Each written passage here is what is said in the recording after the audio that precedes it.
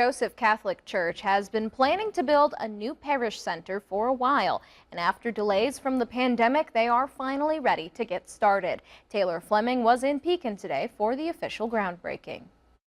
Around a year from now, there will be a new building right here. St. Joseph's Catholic Church in Pekin is building a new community center with $4 million of donations from their parish.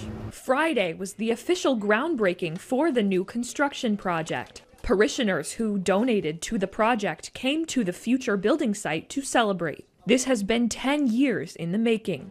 The finished building will be around 10,000 square feet, with a large gathering space for parishioners and offices for church staff. Students at St. Joseph Catholic School will also use the space. Our old building no longer fits our needs, and we've needed the space, so this is a really momentous part of the journey that we're here today, kicking off the construction that'll start next week. Monday at 7 in the morning, the construction will start in earnest. But even on Friday, preparations for construction were beginning when outdoor signs were taken down so a firewall can go there soon. Once the new building is complete, the current parish center will be torn down and that space will become a parking lot. I'll be very much looking forward to when we finish and we can have this brand new, wonderful building that'll be so much easier accessible for our older parishioners. In Pekin, Taylor Fleming, 25 News.